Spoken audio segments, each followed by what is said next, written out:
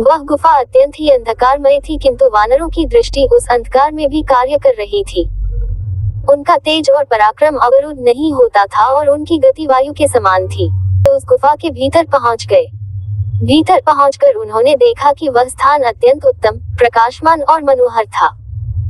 चारों ओर साल, नागकेसर, अशोक, धव, चंपा, कनेर आदि के पुष्पयुक्त वृक्ष दृष्टिगत हो रहे थे।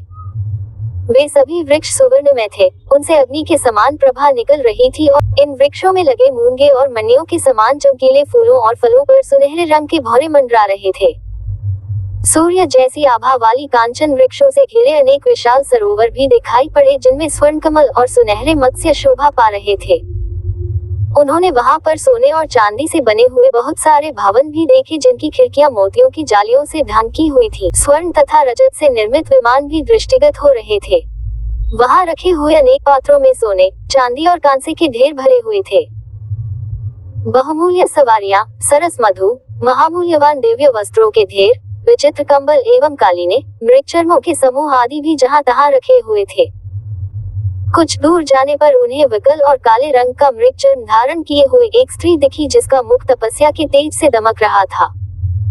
परम बुद्धिमान हनुमान जी ने उस तपस्विनी के पास जाकर हाथ जोड़कर कहा, देवी, आप कौन हैं?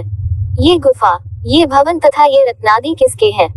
हे देवी, हम लोग भूख प्यास और थकावट से व्याकुल होकर जल मिलने की आशा से इस गुफा में चले आए हैं, किंतु यहाँ के अद्भुत पदार्थों को देखकर हमारी विवेक शक्ति लुप्तप्राय हो गई है। ये सब आपकी तपस्या के प्रभाव से हुआ है या ये कोई आसुरी माया है? तपस्विनी ने ये कहकर कि तुम सब पहले भोजन ग्रहण कर लो, उन सभी को शुद्ध भोजन, फल मूल आदि दिया। फिर भोजन से तृप्त हुए वानरों से तपस्विनी ने कहा, वानर श्रेष्ठ, इस दिव्य सुवर्णमय उत्तम भवन को दानव शिरोमणियों के विश्वकर्मा मयासुर ने बनाया है। इस भवन में निवास करते हुए मयासुर का संपर्क हेमा नाम की अप्सरा से हो गया, जिससे क्रुद्ध होकर देवराज इंद्र ने अपने वज्र से मयासुर का वध कर डाला। अब ये स्थान हेमा के ही अधीन है। मैं मेरसावर्णी की कन्या हूँ और मेरा नाम स्वयं प्रभा है, मेरी प्रिय सखी है। उसी के द्वारा नियुक्त होकर मैं इस स्थान का संरक्षण करती हूँ। अब तुम लोग बताओ कि तुम लोग किस प्रयोजन से घूम रहे हो? पवन कुमार हनुमान जी बोले, देवी, पिता की आज्ञा से दशरथ नंदन श्री राम अपनी पत्नी सीता और अनुज लक्ष्मण के साथ दंडकारण्य में निवास कर रहे थे। में आकर रावण ने उनकी स्त्री का बलपूर्वक अपहरण कर लिया। श्री राम वानर राज सुग्रीव के मित्र हैं।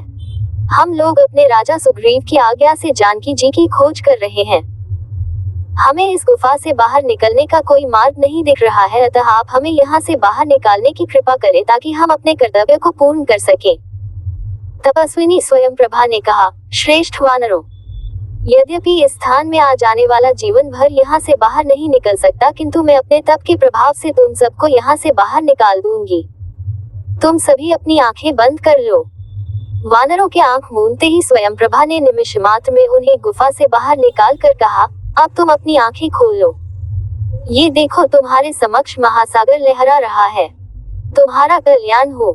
इतना कहकर तपस्विनी स्वयं प्रभा अपने स्थान में वापस चली गई।